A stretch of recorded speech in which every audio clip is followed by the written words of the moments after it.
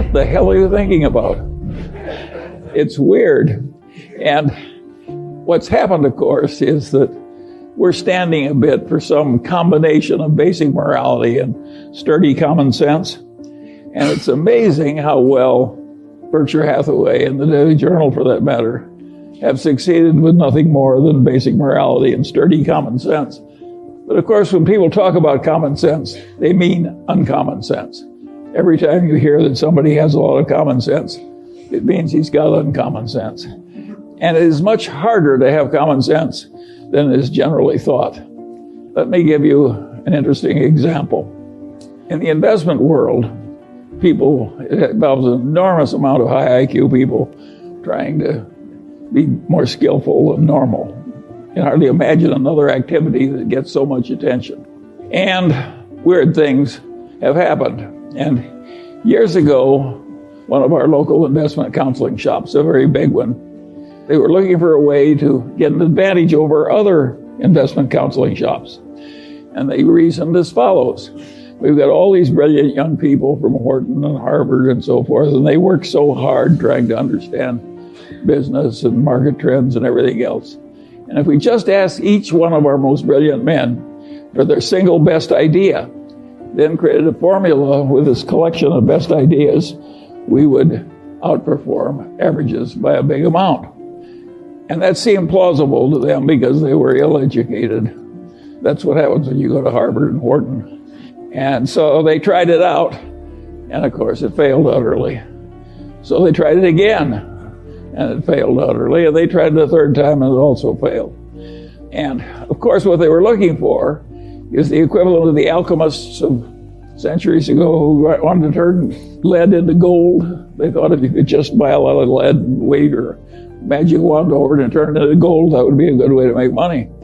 This counseling shop was looking for the equivalent of turning lead into gold, and of course it didn't work. I could have told them, but they didn't ask me.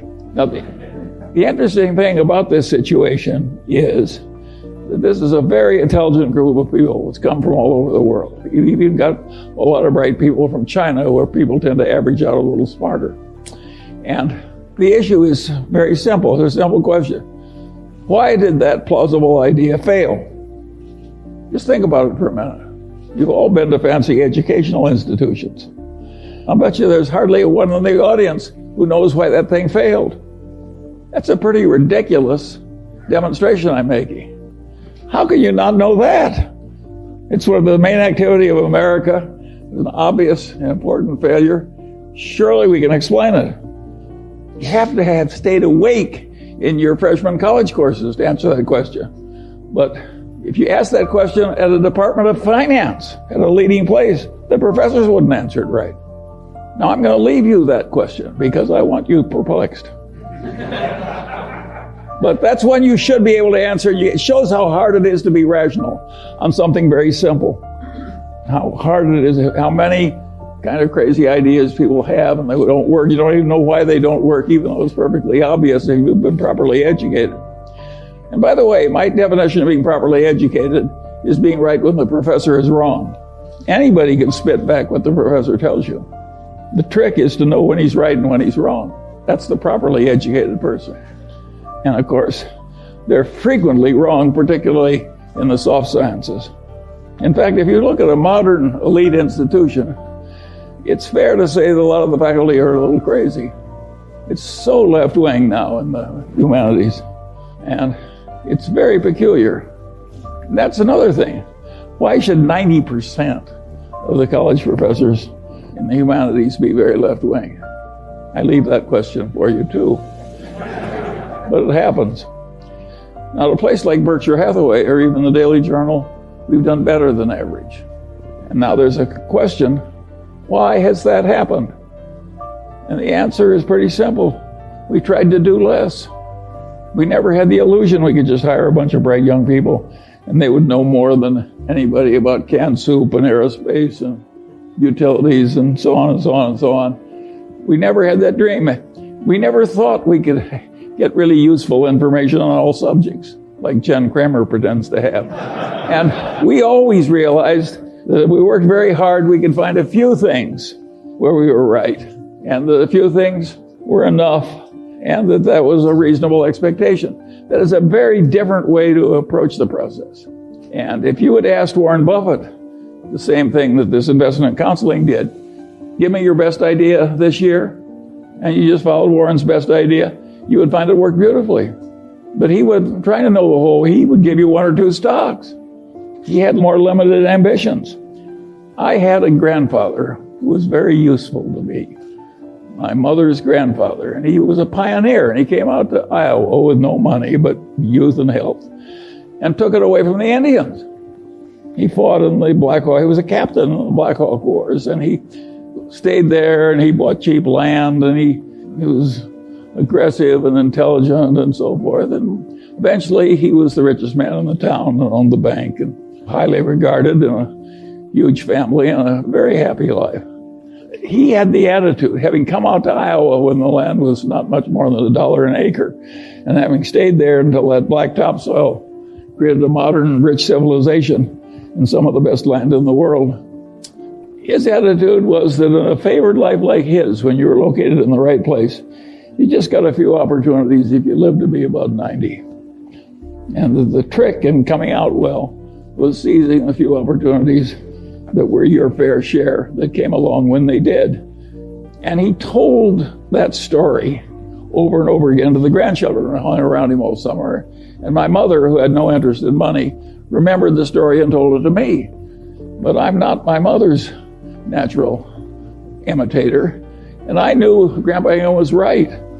And so I always knew from the very first, when I was a little boy, that the opportunities that were important that were going to come to me were few, and that the trick was to prepare myself for seizing the few that came. This is not the attitude they have at a big investment counseling thing. They think if they study a million things, they can know a million things. And of course, the result is almost nobody can outperform an index.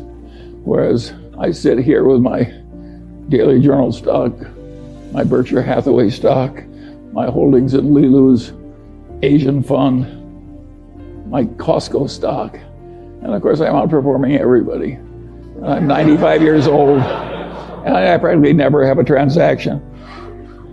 And the answer is I'm right and they're wrong. And that's why it's worked for me and not for them. And now the question is, do you want to be more like me or more like them? The idea of diversification makes sense to a point. If you don't know what you're doing and you want the standard result and not be embarrassed, well, of course you can widely diversify. Nobody's entitled to a lot of money for recognizing that, because truism, it's like knowing that 2 and 2 equals 4.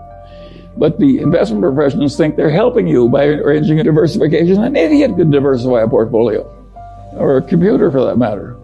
But the whole trick of the game is to have a few times when you know that something is better than average, and invest only where you have that extra knowledge. And then if you get just a few opportunities, that's enough.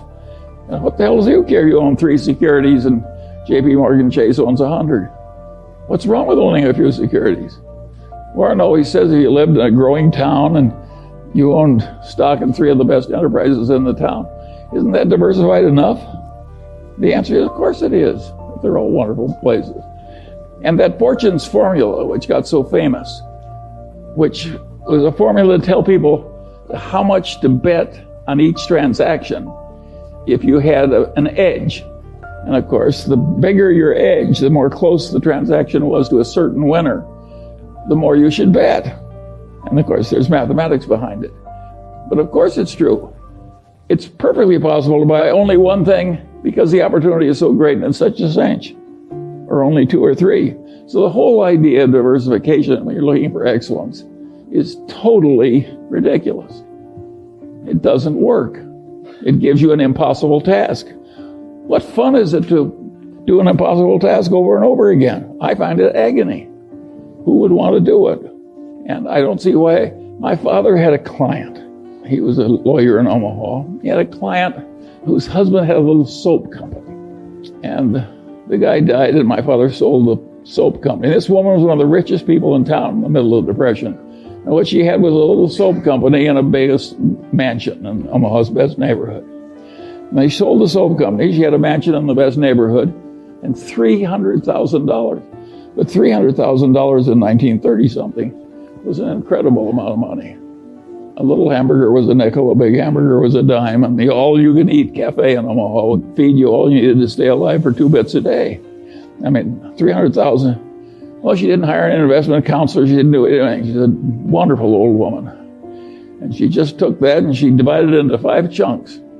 And she bought 5 stocks. I remember 3 of them because I probated her estate. And it was, one of them was General Electric, one was Dow, one was DuPont, and I forget the other 2.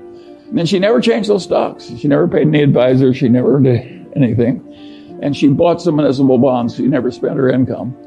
And she bought some municipal bonds from time to time with the income. By the time she died in the 50s, she had $1.5 million. No costs, no expenses. And I said, how did you decide to do that?